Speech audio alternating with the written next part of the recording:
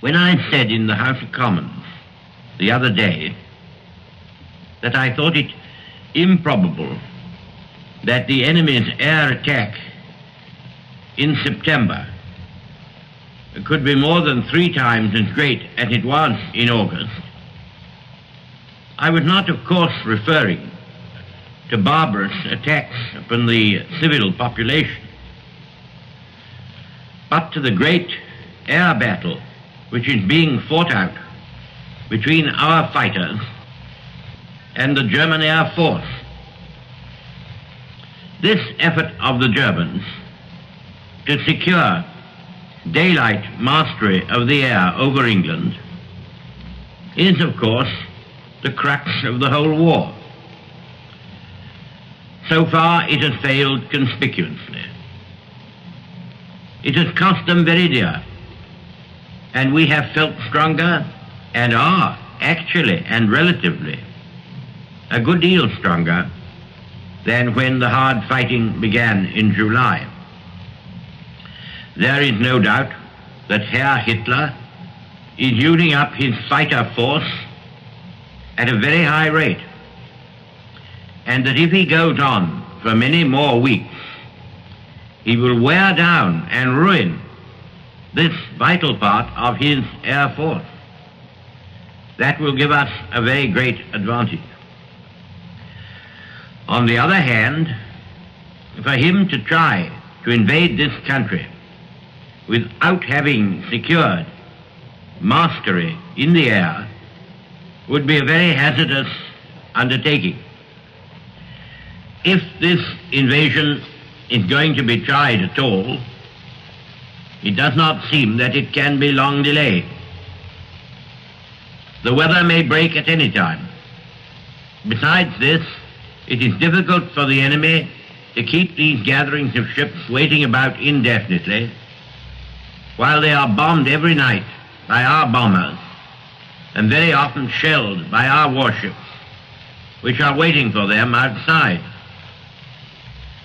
Therefore, we must regard the next week or so as a very important week for us in our history.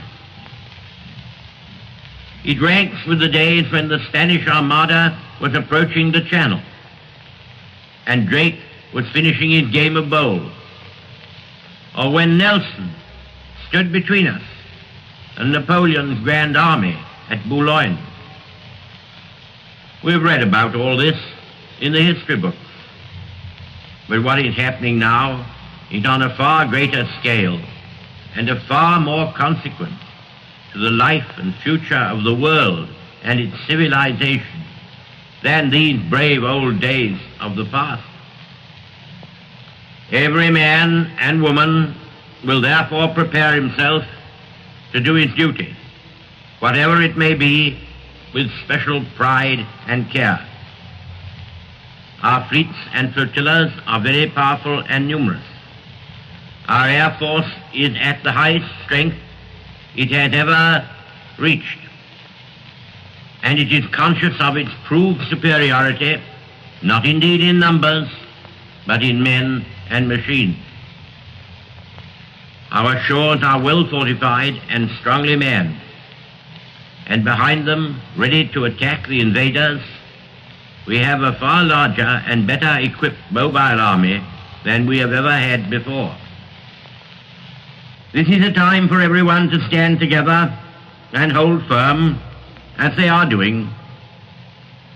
I express my admiration for the exemplary manner in which all the air raid precaution services of London are being discharged, especially the fire brigades, whose work has been so heavy and also dangerous. All the world that is still free marvels at the composure and fortitude with which the citizens of London are facing and surmounting the great ordeal to which they are subjected, the end of which, or the severity of which, cannot yet be foreseen. It is a message of good cheer to our fighting forces on the seas, in the air, and in our waiting armies, in all their posts and stations, that we send them from this capital city. They know that they have behind them a people who will not flinch or weary of the struggle, hard and protracted though it will be, but that we shall rather draw from the heart of suffering itself the means of inspiration and survival,